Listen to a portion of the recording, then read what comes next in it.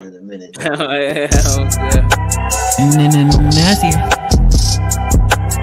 What up, Cat? Big Cat from the Kitty. Dooski, bitch. This motherfucking Gavin. And it's a new bitch ass day for you bitch ass bitches. So we about to wake you bitches up.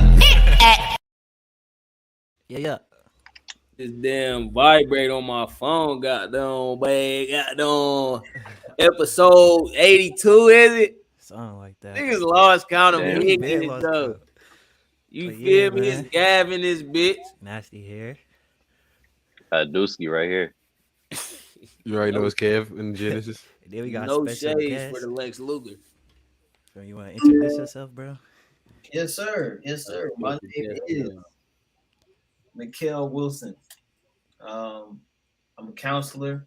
I do what I do, man. It's a pleasure to be here. I'm glad to see all of y'all. I'm speechless, goddammit. Shout out the dog, man. It's crazy because y'all look at somebody like him and think like, man, he done had to probably be in a private school or something. Like, nah, we all went to school with this nigga. Like, we know him. He used to hoop on the same basketball team as everybody. Like, I didn't even know my nigga had the dreads. Them bitches long as hell too. Oh god. Yeah, They a long time coming, bro. Shout out to you, bro. Much love, man. I appreciate it. For real. I appreciate it. You said you had tuned in to the last episode type shit, and you had felt a certain way about it type shit. You was able to relate to it personally type shit. Yeah, man. Just the concept of violence, right? Because we are from the same general area, at least in the later years of high school, and we got like the same friends a little bit, right? And we know of the people that we lost, going through the years and shit. Just watching these people, me from afar, really, because I've been in Cleveland for about 5 years. You know what I mean? I'm just now getting back in Columbus, so like, just watching all of this stuff unfold was just so crazy. And the fact that, I went to college, I'm still in college, I'm in grad school doing that,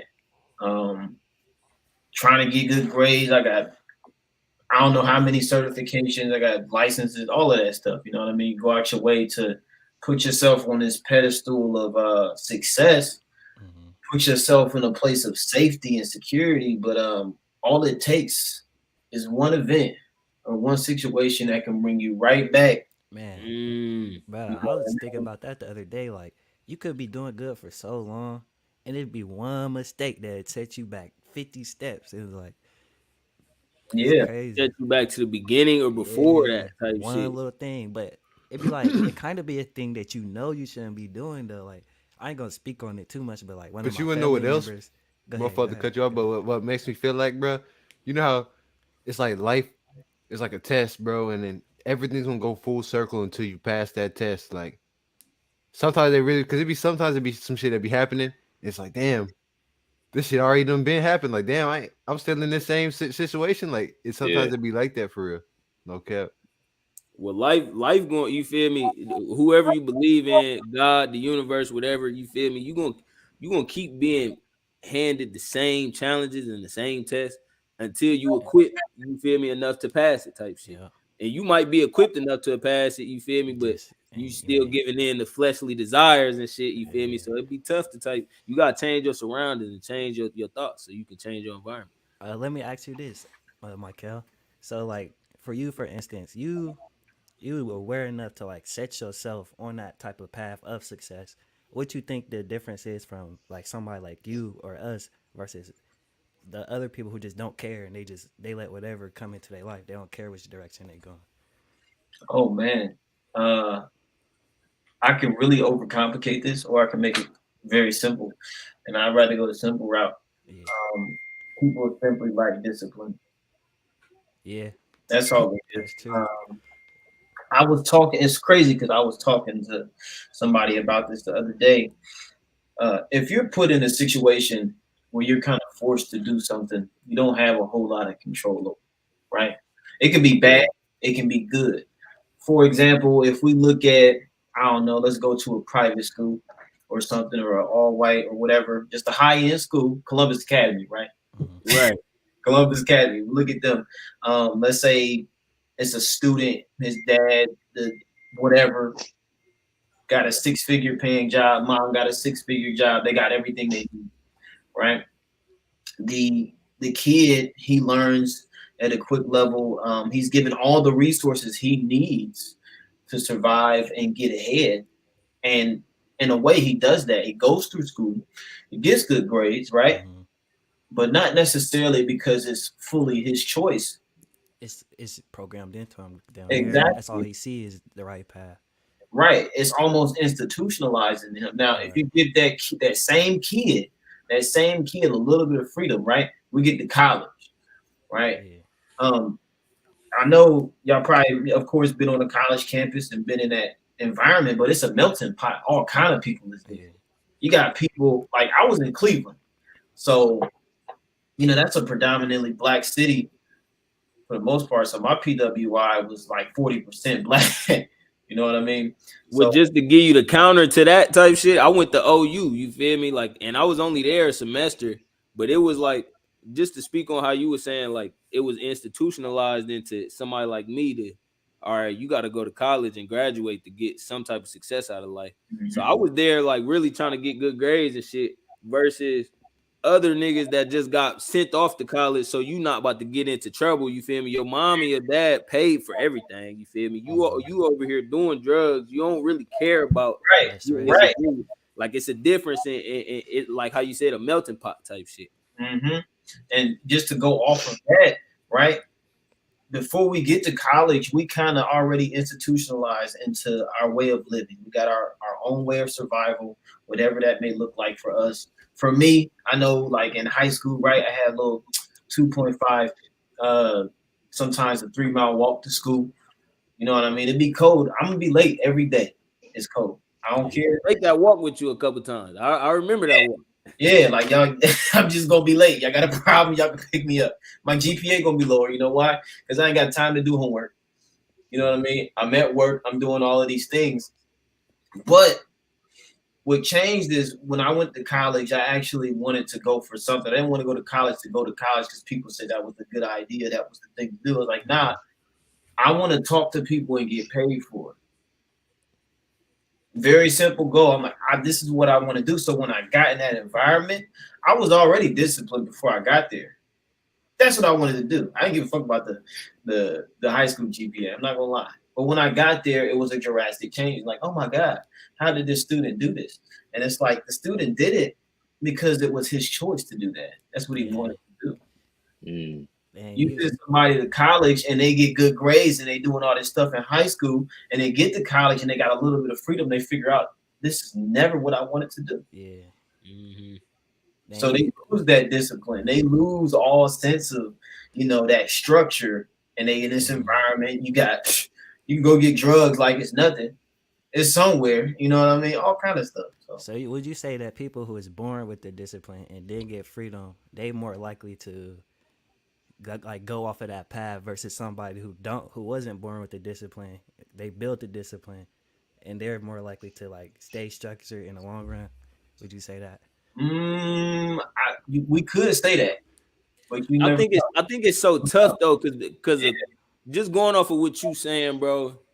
It sounds like when you discipline to the wrong thing, you feel me? Because if you institutionalize, you can't choose what you programmed to do. You didn't choose it. Somebody set you up to do that. So when you realize or you get to a point of freedom and you liberated enough and you sit back and think like, damn, I really didn't want to be doing homework and I really didn't care about no 3.5 GPA. And I ain't really trying to go to school type shit. You feel me? Like when you get somebody that, I don't think it's like they lost the discipline, but they just lost something to be disciplined to type shit. I feel it. Right. I lost on purpose. They lost that. Yeah, bro. It's a loss of purpose, and that void is you gotta feel it somewhere, or you feel me? The discipline is gonna be lost type shit. So I really think that that's the real problem type shit. Like people don't know what to be disciplined to. People don't really think about what they could be, or even think about themselves in a different light type shit.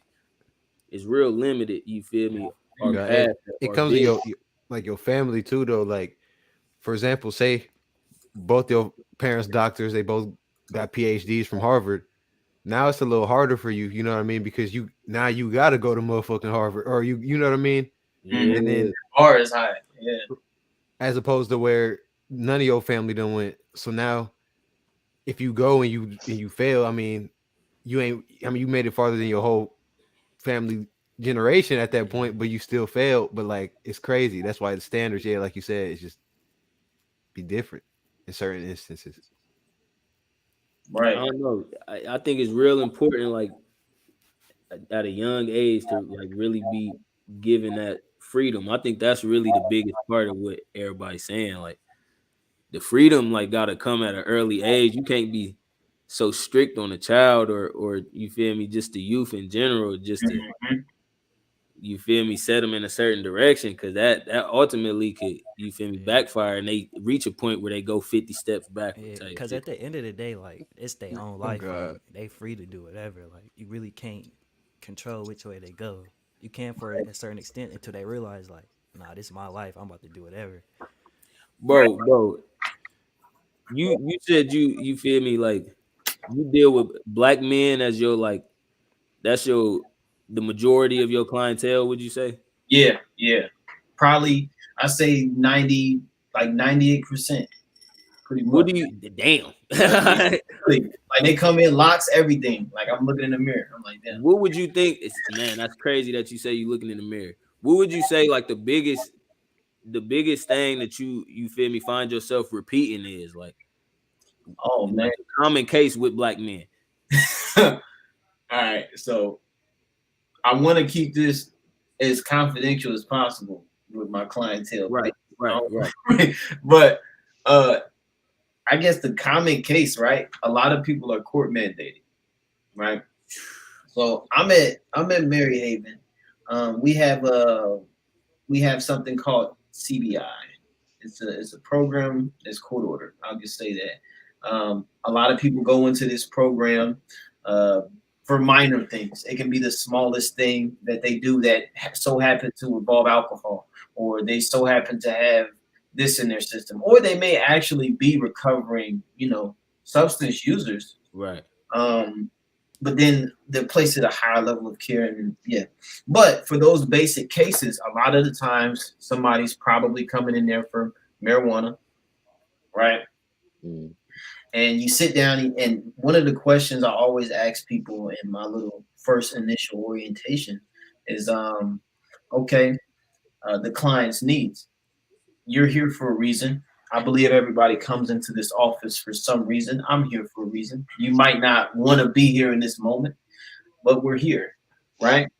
Um, what do you need as a client, and what are you looking to get out of this, right? Of course, somebody who don't want to be there, they're gonna be like, I don't even know. I ain't looking for shit. I'm here because they told me Right. Yeah. to be here. I ain't got no drug use problem. I'm not a drug addict, right? That's the first things I always hear. I'm like, that's cool. You ain't gotta be a drug addict, because that's just a term that kind of labels people and kind of takes away their humanity. Right. Right? Kind of treating those people like they not human. But I just let them know, yeah, marijuana might be kind of recreational and it's getting to that legal point, but the POs still don't like that. So at that point I get realistic, because yeah, I can sit here and play around with you all day around the terminology and we'll just do nah. Right. You're in this office, you got to finish this program to get off probation. If you keep testing positive for this, and this, that might be a violation on you. How can we, instead of stop you from using marijuana, because honestly, you can't tell somebody to do nothing. They're going to do what they want. Yeah. Right. And that's the thing, bro. That's the biggest thing. Because, bro, I feel like all right, you saying you deal with that a lot, with people coming there and you feel me? It's damn near like you dealing with denial. People don't want to accept, you feel me, they own guilt. So it's like they're gonna lose to, well, nah, I'm doing this, and or this is legal, or this is, you feel me, I'm allowed to do this, instead of saying, you know what, I really need to do this just so I pass this drug test, or you feel me, I really need to just go and not even touch this shit for 30 days just so they know I'm taking it serious. Like, people just, I don't know, like, just get themselves alibis, and it leads to just being in denial, bro. It's like a lack of discipline. How you were saying the biggest thing for real.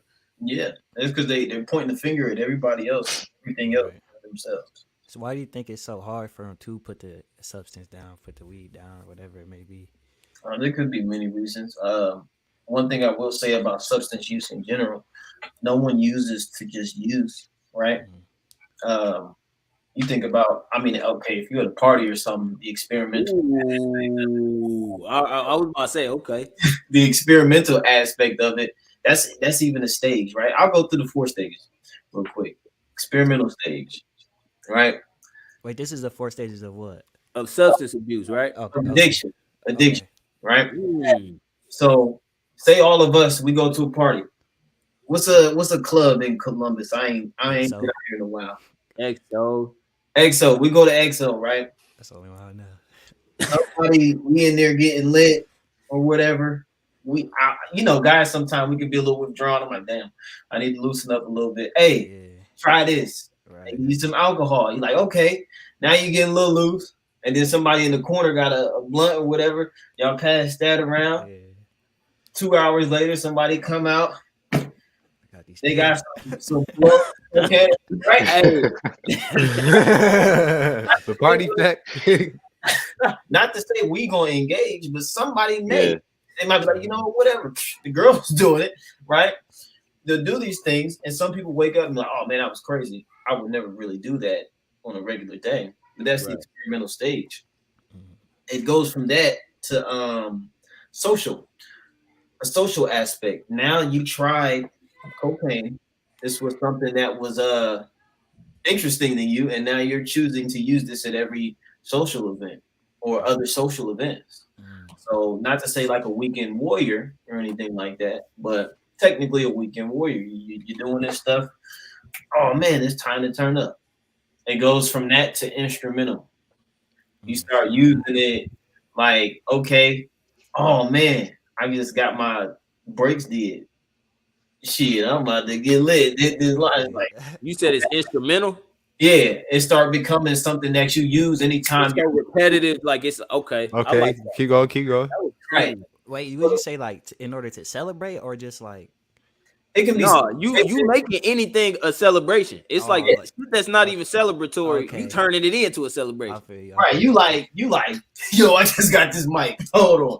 You know what I mean? Nigga, I just woke up. It's making weight. I've been sleeping 8 hours. I'm about to What? what? Brush my teeth. That takes us to the next aspect of it, right? And this is when it gets kind of serious. A compulsive stage. The use becomes compulsive. You're not using to have fun at this point. You're using to maintain. You're not using to enjoy yourself. You're using to feel normal. Damn. Because you don't even feel like yourself without it at this point. You know what I mean? Your body builds a dependency Yeah. on that substance, on that chemical. Because y'all know what dopamine is. Yeah. It those levels of dopamine.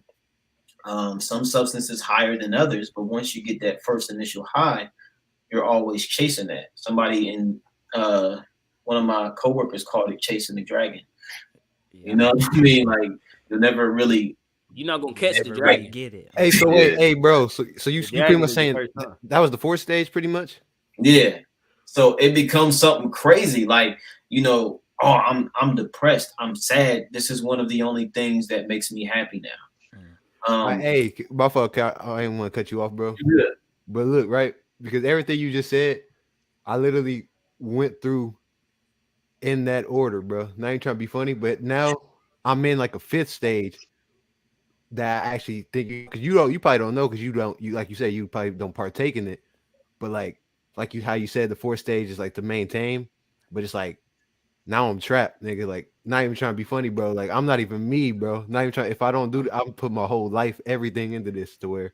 All right, so here I gotta combat you on that, bro, because I feel like you not trapped. I feel like you make yourself trapped. That's how I feel. Like, But look though,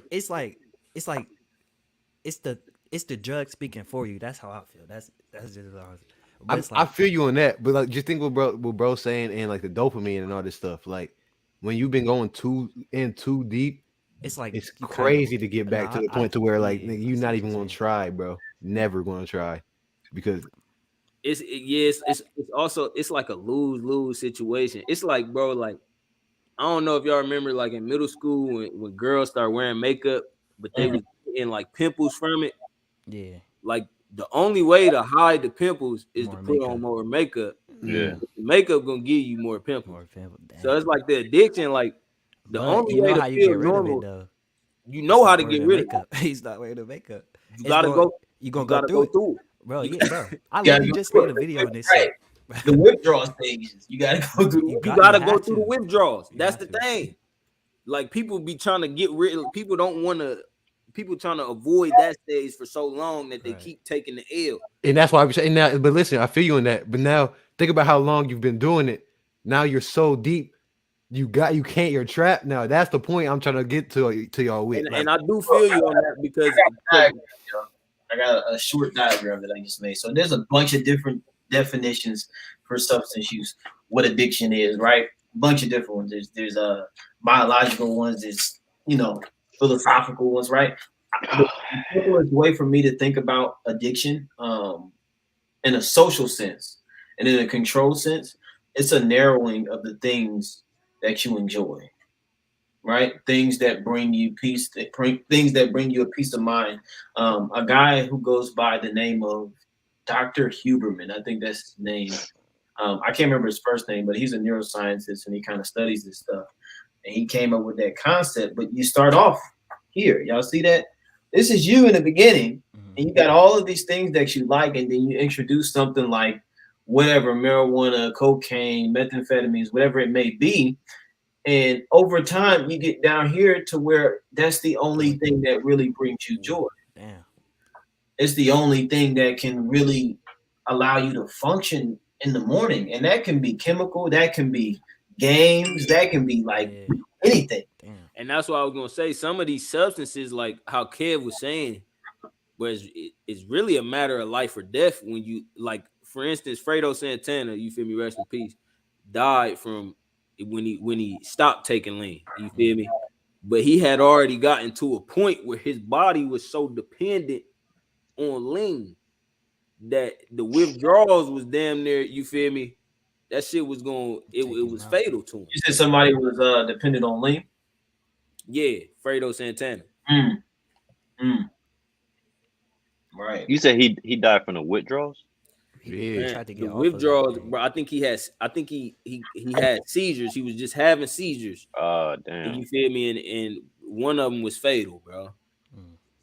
But that's what's kind of sick about, you feel me? Like shit, that's even with how you said video games or anything. You feel me? Like if a nigga is addicted to waking up and not doing shit all day, you feel me? Like he don't know what work feel like. He don't know what 8 hours of straight work feel like. Yeah, on God though, bro. You feel me? So it's like the Yeah. only thing that bring you joy is sitting on your ass all day. You feel me? Like you don't know how to get out of that habit type shit. It's like I don't know. You feel me? Like Yeah, and anything to get you introduced to that. it's routine, man. It's routine that we really, once we get into it, we don't know how to get out of it, right? And something like the what makes addiction so hard is that you have a choice, right? You have a choice. Now, your body can become dependent.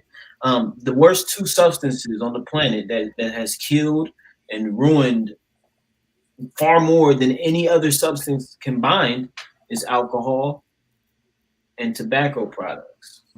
Both legal.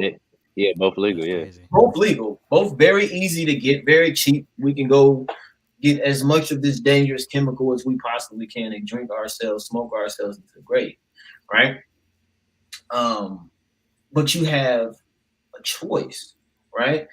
With those two substances, at least, especially alcohol, I think that's one of the only ones that has a withdrawal system. Your body builds a dependency. Sometimes, people who have to go to dialysis, things like that, it just ruins the liver, all kind of shit. But in order to get out of that cycle, you really have to do some self-evaluation and take those steps and want to change. Because if you don't want to change, you're not going to change. You never will. And that's something I really try to get to folks. Like, never be discouraged. First and foremost, somebody comes into the office and doesn't want to change, right? Because we all got our times, right? Who knows when what's something I struggle with. Who knows when I'll get rid of this Xbox, right? I don't play it like that, but sometimes I might play that joint for about 6 hours. I might just do it one day. You know what I mean? I'm not ready to get rid of it because it hasn't become that much of a problem for me. But I feel like people wait till it do become a problem, like a big problem, and then that's when they want to. And that's when it's the hardest to leave, though. Mm-hmm. But if you ask yourself, though, in what instances do you ever change or do something, right? Because it's either something you want immediately, right, or something that's just a problem that has to be resolved. Right. If it's something that doesn't have to be resolved, you don't necessarily feel an urgency or a need to change it. That's true. Right. Or sometimes it'd be like, nigga, I just want to stop just so I can get back loaded again. You know what I mean? Like, I think, I'm glad you said that, because that's exactly where the flaw is with a lot of people. Like, for instance, you might have so much money saved up, but as soon as a big problem happens and now you got to pay all these expenses and now you down bad type shit, that's when the urgency set in. So it's like with any situation, like, all right, shit, I love to smoke whatever kind of woods. I like smoking a zip a day. Not saying me specifically, but whoever type shit. I like smoking a zip a day. I like smoking this many packs of woods a day. You feel me? Like, as soon as that become a heart condition, now it's like, damn, okay. Now the urgency settle in, and it's like somewhere along that line, you feel me? I don't know, bro. It's like, I know you gotta have that vision, that's so Raven. Yeah, but something gotta see yourself in that condition. Like, that's just like having the knowledge. Like, if you like, I feel like once you learn certain things, it kind of like, say somebody is off of hella tobacco, if they learn like, okay, tobacco leads to cancer, and then really do the research on how and why and all this, in their mind, it's gonna be like, okay, if I keep doing this, eventually I'm gonna get cancer. So you're more likely to stop. But it's so sick because, like, the black community in particular, bro, the women, a lot of our women, bro, are addicted to the alcohol, bro. And then the men is addicted to the tobacco because we rolling woods and all type of, you feel me? Like, right, and so FTs, all that. And alcohol, you feel me? And like he said, them is the two biggest killers. You feel me? It's two biggest substance killers in the world. And the cheapest, bro. Oh God. Legal than a mud. Illegal, yeah. Knocking us out left and right with that shit. Like, well, you know, it's so funny. I'm glad you said that too, because it'd be a hella homeless people like by my job and shit. I'd be always wondering why they be asking for a little $1 and $2 and shit. But it's because, nigga, you get you a little Colt 45, nigga, and a damn FT, right, bro. There. Yeah, bro. Like, nigga, that's all you. And I didn't think about it, but like, damn, yeah, like that's like two. That nigga don't want to be fresh. He don't want to smell good. He don't want his balls clean. He want to drink a Coke 45 and go sit under the steps. Nah, shout out to all them niggas, bro. Shout out to all them niggas out there. But if that same person knew or had the awareness that, let's say, like 10 years before all that happened, that if they kept doing that one thing, they would end up right there, right then. They probably would be like, all right, nah, let me stop doing this shit. Or at some point it set in like, all right, because you know, it's so funny. Back like when I was like Big Kev, I never used to think it was me in charge. Like, I said, oh yeah, I'm just meant to be like this. Just let me just go keep sitting down, doing nothing, eating chips and shit. Like, you know what I mean? But it's like, there's some point it settled in me. Like, nah, nigga, I'm the only nigga that can make myself not big no more, bro. Like, I don't know, but some people just lose that and they just accept what it is. Yeah, no cap. Instead of knowing they can change it. Right, and I guess my perspective on it, man, it's all about comfortability. You know, how painful is it, right? How hard is it to do these things? There's a quote, and I can't remember who says it, but it just stuck with me. And to the pain of staying the same is greater than the pain of change, and you'll never change. And you said the pain staying the same. So that's literally the line where the urgency it got a fuse. Yeah. Like if you literally, and that's what I'm saying, people will wait. Like imagine a nigga, you feel me? His lungs is bad. He should love to smoke woods every day. He wait till his lung collapse to get back right. You feel me? He waited till the pain it hurt more to stay the same than to change, my nigga. Damn. Right. He waited till his lung collapse. And then is that really a change, or is that nigga by force, nigga? You know what I mean? Like nigga, you gotta change. You Nigga. can't go back to normal now. Right. You're gonna die. You can't go back to you only have one lung. You feel me? Everything else is done. Right. So yeah, that change, it'll come eventually. It's like mental health and taking care of yourself mentally. If you don't take that time to take care of yourself, your body will do it for you in a way that works, right? If you don't give yourself that routine, you'll be just given a routine. You know what I mean? So if you get what you want though. So right. The one that you got is the one that you wanted. Exactly. So like if you hold everything in, right? Shout out to a lot of the men out there, right? You hold everything in and you go out into this world and you never expressing your emotions or really understanding them. Nobody's gonna express themselves. Right. And it's just gonna come out one day, or it's gonna leak out in ways that you don't want it to. In ways that you don't want it to. Right? You're gonna blow up on the wrong person, or you're going ruin this relationship or burn this bridge or do that. Right. Because you're not really in touch with yourself in that moment. Right. That can be anybody. But yeah, until you truly want to change for you, man, it's gonna happen. Let me ask you this. Or no, go ahead. Finish. Go ahead.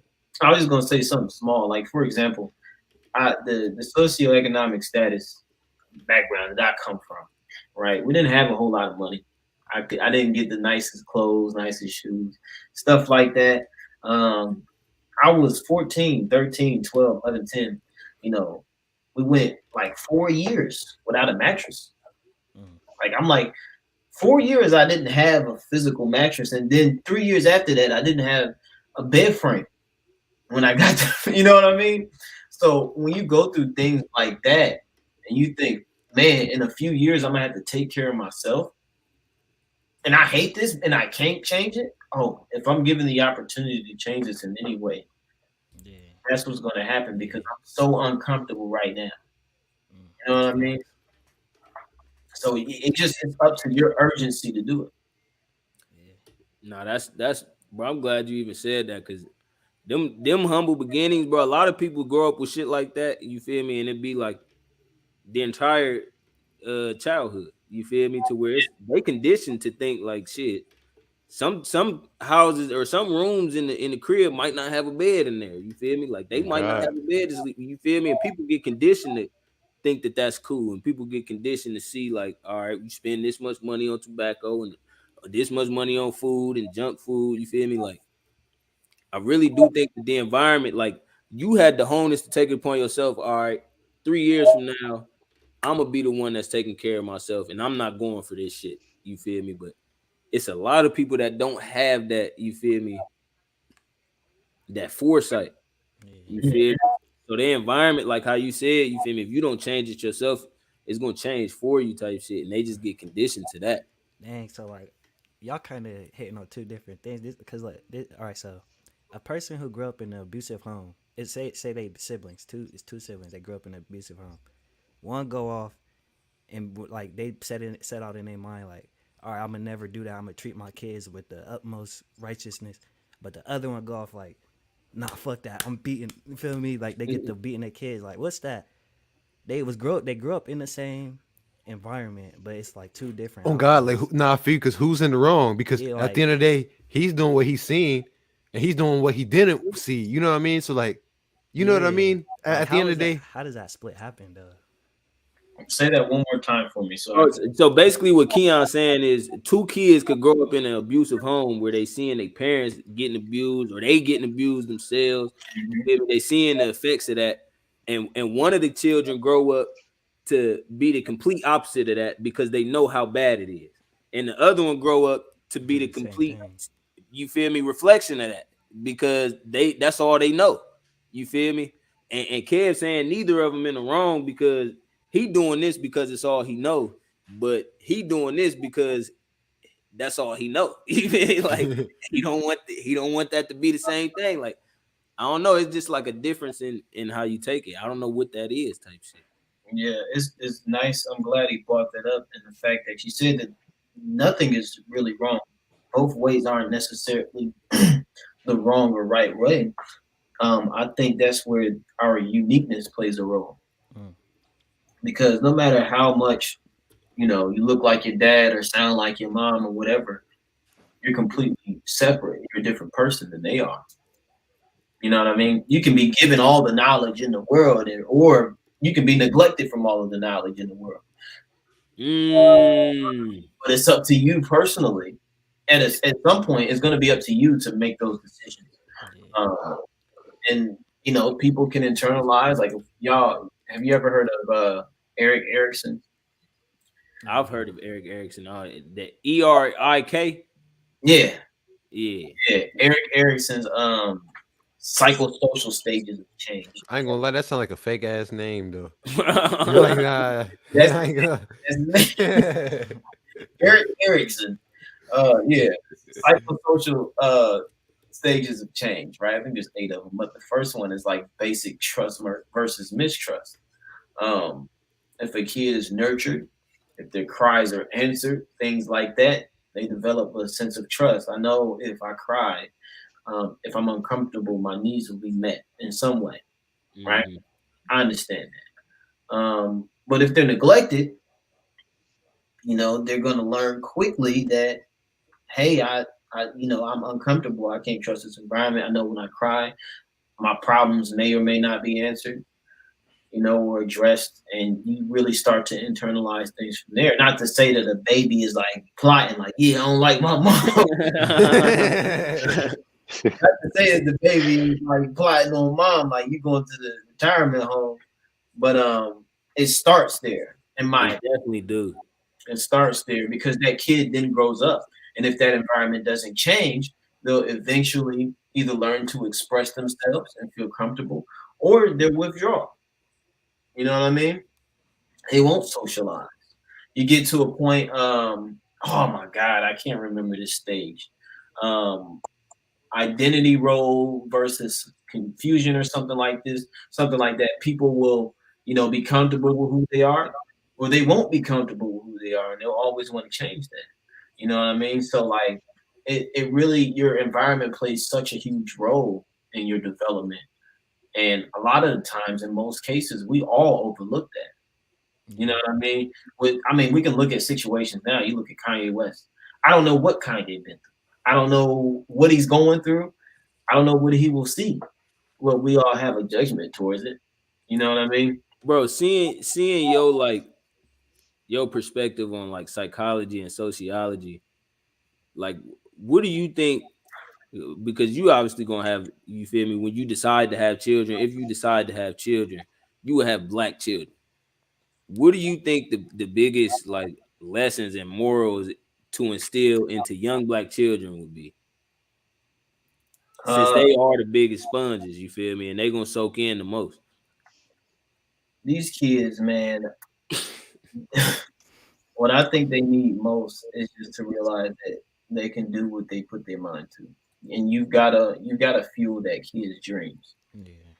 As a parent, if your kids say, "Dad, I think I really like this basketball thing." Do you really like basketball? Is this something that this is what you like? Yes, this is what I want to do. I want to dunk on Shaq. Fuel him that. Buy his basketball shoes. Get him a basketball. Buy him a hoop if possible. Take him to practices. Get him into these extracurricular activities. Give him a passion. You know what I mean? In the instance that a kid grows up in a troubled home and they internalize a lot of things, and you feel me, the way that they lash out or the way that they, you feel me, express themselves is something that's like abnormal, you feel me? Like, I don't want to say too much crazy shit, but like if like a young child type shit wanted to make like a grown-up decision, and you don't feel that you feel me, like that's appropriate for any child, let alone that child in particular. You feel me? What do you feel like the biggest thing to let them know is, or the biggest thing for them like to understand is? Oh man, a kid growing up sooner or prematurely, right? That's what I refer to it as. Right. Um, Showing them and letting them know that they're still children, right? I think that's key. And that may look different for many kids. I don't know, right? But if a kid came to me and they wanted to make an extreme decision, say my child, whatever that decision may be, I don't know. Let's say, Dad, I think I want to get into cryptocurrency, right? Sure, you can get into it, but I see him stressing out over it, and he's losing his sense of happiness, right? Yeah. First things first, whatever the issue is, address their mental health. How are you doing? Why do you feel this way? Is this a change that can be avoided? Right? Are you willing to make a permanent decision for a temporary problem? Right? Mm. Um, just figuring it out. Communication solves a lot of that, right? And we might not know, to be honest. Like a kid, or a person may just feel the way that they feel. Like if we were to talk about individuals like transgenders, right? For Thank example, you, bro. Thank you, bro. Because I right, didn't want to say that. You feel me? Oh, that's The kids is dealing with that. right. Yeah. They get it though. Not to say that it's offset at like 6 or something like that. A kid can say one thing and do another because you can imprint on a child, right? And the kids say things, right? Whatever. But if this kid grows up and becomes 16, 17, 18, right? They get to these ages, and really, abstract thinking supposedly starts at the age of 12. As soon as 12, a kid can start to think abstractly, and you get to that point. Like, I mean, there's not a huge difference with my mind when I was 14. I think I was still thinking in the same capacity, at least change. You know what I mean? Right. Because I've been the same thing for a while. But it can look different for folks. But they get to that point and they're still uncomfortable. They still don't love the skin or the people that they are, right? Have that conversation with them. And that can go, a few different ways. Never really know. So like I personally, I don't oppose, uh someone getting sex change, for example, or things like that, because it's their choice. That's what they want to do, by all means. Right? But I think mental health is something that should really be addressed in a sense of not, hey, what's wrong with you, but hey, what's going on? Right. Right? Bro, bro, in a lot of them cases, I feel like it's like they using this as a guise, you feel me, for them not being happy at all. But it's almost like, okay, I'm gonna choose this option in this route for happiness. But then you get to that route and you don't have happiness then either. So it's like, well, damn, like that could have been prevented if we just got down or tried to find the root of the initial problem, whatever it is, type shit. You feel me? And that's the biggest thing. Like, I don't know, like, and then you know how it's tough to be a parent. You feel me? I think you got to start with mental health though, like you said, bro. Yeah, and it's all about communication. Like you gotta communicate with folks, and we're all too mean, too harsh, too judgmental as people, as a whole. One of the biggest things, right? A client may not feel comfortable sharing something because they feel that they'll be judged, and that's like one of the first things I address. Look, you come into this office, I don't care what you do, right? We're not outside. This is a counseling session. We have to hold that same standard with our family members, with our friends, because when we don't, that's how we end up burning bridges and doing all these things. A lot of people think counselors give advice. Don't give advice, right? We just trying to help you figure it out, because you know you better than anybody else. You hear your thoughts. Yeah. Right? I'm glad you said that shit, because I think that's the biggest thing, like in Black homes and for children to see. Like, I think the biggest thing that Black children need is like the ability and the liberty to be themselves, bro, and to know like the next person not gonna judge me if I do this, or you feel me, or if I'm not like this, or I can't do this, I'm not gonna be judged by it. Because I feel like it's that sense of, you feel me, tension or comparison within black homes type shit. And you gotta be this good, you gotta like this in order to be accepted by the family, let alone no cap. And then as black people, we gotta expand too. Cause think about it. As black people, they think, oh, you ain't shit if you ain't hooping or rapping. You know what I mean? yeah. Like, then we need to expand from that. Cause for one, the odds of that is bad, and them niggas ain't even the beastiest niggas. You know what I mean? Like, we gotta. And the longevity within that shit is not long. You feel me? Like, it's not nothing that you can necessarily pass down. You feel me? Like, we need to be more accepting of motherfuckers that like to play the flute and tap dance. You feel me? And shit, play soccer, or you feel me? Play video, whatever it is. Like, play check. Like, we just gotta allow that to be an environment that's open. You feel me? And accepting. Yeah, the culture can, at least within the black community, I think I'm speaking for all of us here. The culture can be dominant. Yeah. It can be very dominant in the sense that it's this way or the highway. I seen a post or something the other day talking about, dude was saying his blackness can be revoked. Comedian. He was saying, a white person, their whiteness can remain as white as possible, regardless of what they do. It's still white. But a black person can say something within the black community or do something, and then no longer they kind of lose their black card. That's another issue with media too. What was that? Media. Yeah. Yeah, but with that being said, it's like there's not much room for self-expression. Like, I think that's one of the big issues within black communities, especially with black men.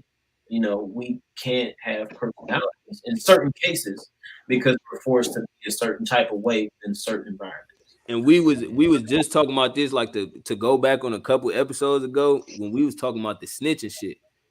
You feel me? Like, with shit, even last episode, if it come down to you was physically assaulted and you was in jeopardy of losing your life, and you knew who did that to you, you feel me? Black people are the only ones that are afraid to say, you know what, I know who did this. It was this person, go get their ass. Because the rest of their community is gonna look at them a certain way, type shit.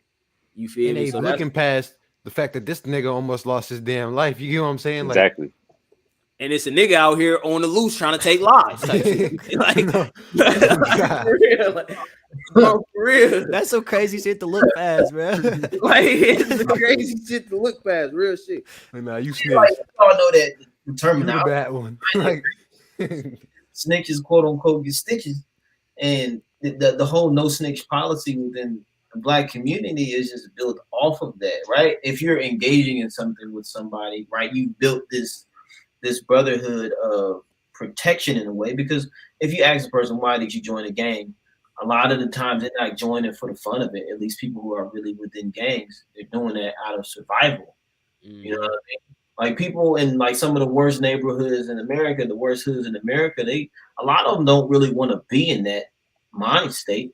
I can tell you right now, from a biological standpoint, if your parasympathetic or sympathetic nervous system is always firing, that's your fight or flight, your alertness, that's always going. That's not healthy.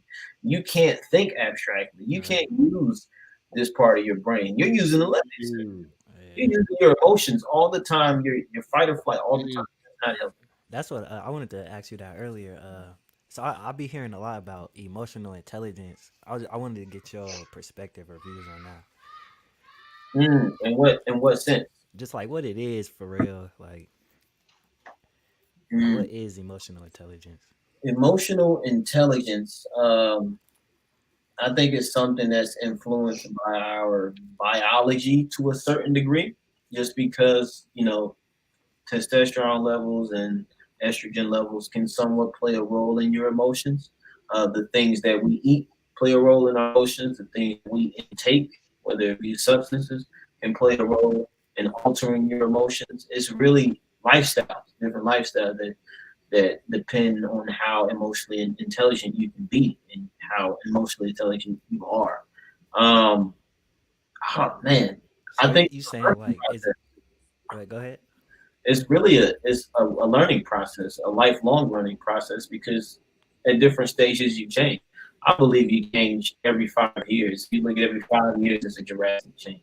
Yeah, 10-year-old you, 15-year-old you, 20-year-old you, 25-year-old, different people, I right? think as far as like emotional intelligence though, it's like you feel me, like going into a room and being able to read the room type shit.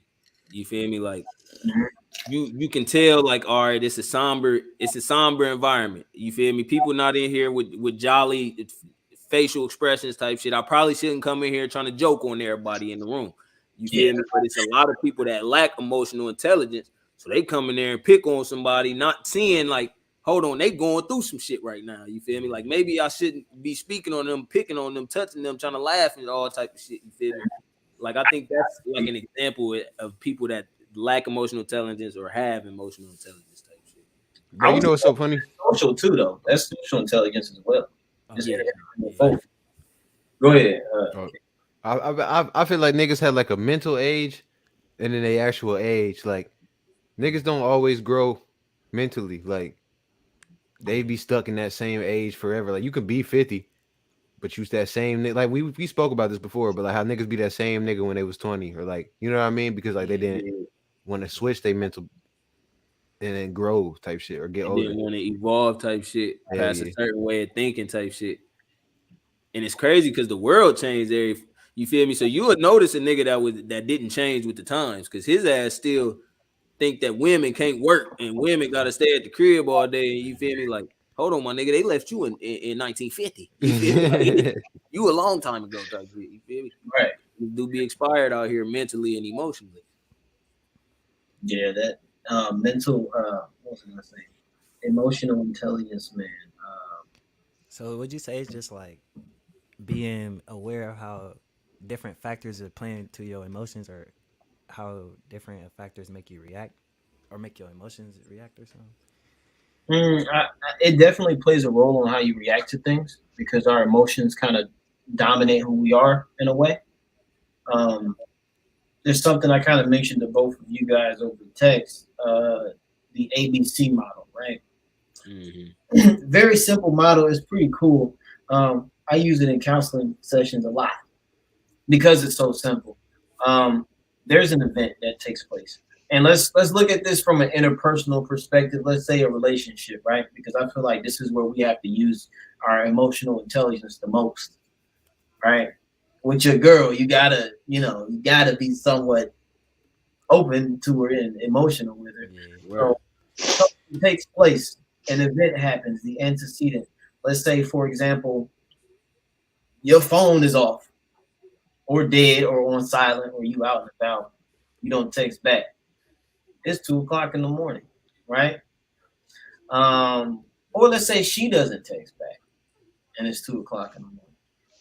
Emotionally, you're feeling something. There's an event that happened, which is that. Emotionally, you're feeling, oh, why is she not texting back? That makes me feel uncomfortable. What is she Yeah. doing? Or what is You she start doing? making up all types of things she could possibly be doing. Yeah. Them emotions, them initial emotions become thoughts. Yeah. And they're like, oh my God, what is this? And then, those thoughts create cognitive distortions that lead to behavior. Mm. You look at your phone, you got 59 missed calls. Man. And you like, oh, what's going on? Or she got 59 missed calls. And you finally talk to this person, and you're like, oh, I know what you was doing. You out here doing this. Boom, boom, boom. Oh, that's crazy, And they're like, my phone was dead. Yeah, you don't even believe him at that point because you done made some shit up in your mind. There's truth now. Right. You jump from the event, right? A to C, which is the consequence. Oh, this happened. I'm gonna let my emotions and behaviors dictate what happens next because that's what happens, right? Mm-hmm. Slow down and be like, you know what? It can probably be hard for a lot of people. I'll give it time. When I talk to them, we can talk about it, what's going on. Initially, I felt that, I don't know. Where you at? How did this happen? What's going on? My phone was dead. I was out and about with these folks. I ain't do nothing. I fell asleep. Cool. The situation got resolved. But until you had that initial dialogue with that individual, you sit behind a veil of ignorance. Right. You don't know what's going on. All you have is this. Right. And it'll drive you crazy if you let it. You know what I mean? Mm-hmm. That's having emotional intelligence. That's big, bro. A lot of people need to hear that shit, bro. Yeah. Does That's each letter stand for something? What's that? Does each letter stand for something in the ABC? Yeah, my fault. Yeah. So A stands for the antecedent. Antecedent is the event. So something that takes place. B is the the behaviors, the thoughts, the actions, the emotions, really. I like to call it the emotion. C is the consequence. Okay. What comes from the emotions. A, the event doesn't cause consequences, but B causes the consequence. Your emotions, how you feel, the things that you do. That brings you to, that's how you end up in my office. That's how you got here. Right? Hey, I just imagined you saying that to somebody sitting across. That's how you end up here. Where I gotta speak to you. Right. It wasn't the fact that took place. No, you reacted, and that's how we got here. But there's something that comes after that. D, which is disruption. Finding those cognitive distortions that we suffer from, whether it be polarized thinking or overgeneralization or the fallacy of change or whatever it might be, right? These different concepts, like we all know those people that think in black and white. It's either this or that, 0 or 100. You know what I mean? That's a cognitive distortion. Personalizing things, you take everything to heart. Somebody don't hold the door for you, they storm out. Oh, this month don't like me, right? Hey, oh, he stepped on my shoe. Hey, right? Bro. You're personalizing. It ain't about you. I think that's like the main thing our culture is like suffering from. Yeah. So all those things are taking place, and we kind of have to have that dialogue with these people. Hey, that's a cognitive distortion. If we want to be real, let's identify the problems and the issues here. How can we resolve them? Is this something you feel you can resolve? And we just lead down that road into evaluation and just new thinking, really. And that's all from the perspective, not to get too deep into the literature aspect, but a guy named Albert Ellis, rational emotive behavior therapy. That's his section of it.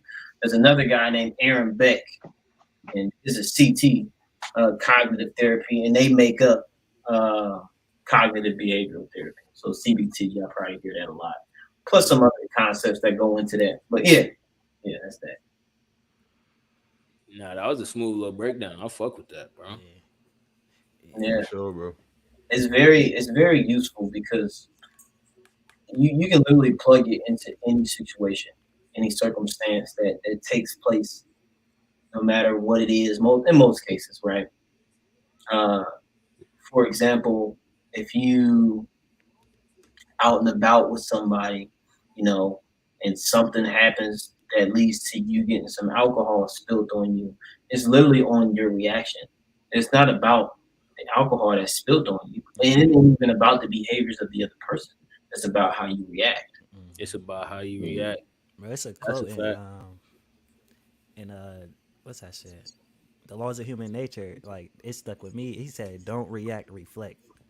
Ever since I heard it, I think about everything. Like, I don't react to no situation. I just think about it. Like, bro, and that's a big thing for me. Like, I take myself out of a lot of situations, bro, and I don't even allow myself to react. You feel me? So immediately, because that first immediate reaction, it don't really be encompassing nothing that you really feel. You feel me? It only have anything to do with your emotions at that current moment, type shit. You feel me? And it'll lead to something that it wasn't supposed to lead to. Nah, you got anything? Like, I feel like that was a clean look. We had you on here for an hour type shit. Do you got anything that, like, as far as like a theme or a final message that you would send to like black people in general type shit? I look at motivation, man. the grind. First and foremost, to do anything, you've got to have a positive outlook on yourself. Mm. You know what I mean? And you've got to realize that no one else really controls you, and you don't control anyone else. Mm. A lot of the time, we don't control a lot of the things that take place around us. You know, we're only in control of us. Right.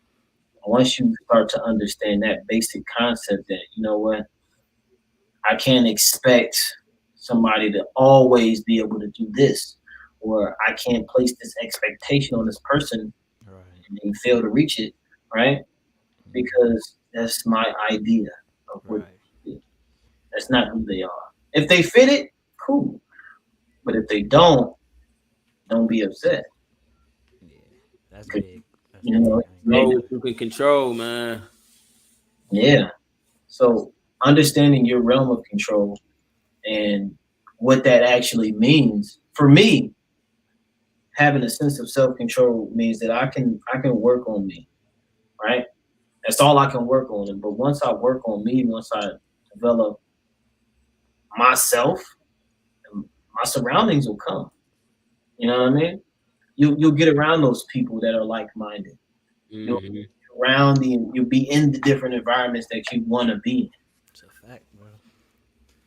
That's the epitome of this entire podcast, bro. Mm-hmm. I'm glad we even had the chance to bring you up here, bro. I appreciate you. Yeah.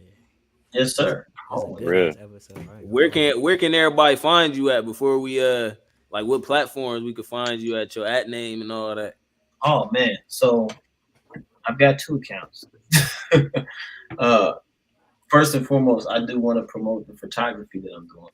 Okay. I'm doing. Mazel Enterprise. Mazel is actually my middle name, believe it or not. Okay.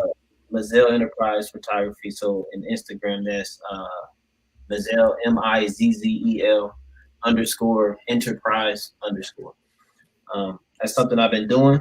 I work at Maryhaven. If you guys know anybody who is struggling with addiction, have any issues and things like that, send them to Maryhaven. You know, we take intake processes and then all of that stuff down at the South High branch and get them processed. For sure, man. We appreciate you coming up here and shit, man. Sir. Yes, sir. Likewise. I'm glad I had the chance to see y'all, man. You know, I was thinking about this. I don't know if you remember, but we was on the bus like freestyling. Yeah, bro. I was speaking on that the last pod, bro. Yeah, we was freestyling on the bus about something Oxycontin or something like that. It was Oxycontin. Yeah, something that randomly came in my mind the other day. I'm like, man, we should just be chilling. Clowning, bro. Nah, I remember that shit. I was just talking about that, bro. Yeah. So I'm glad I got the chance to talk to y'all. Yeah. For sure. I'll be in touch for sure, man. Yes, sir. Yes, sir. That's Shit, the man. episode. We'll see y'all next week on artificial intelligence. Yeah. Yes, sir. Shout out to them. Tune in, guys. Y'all better go play with these. Quit playing with them.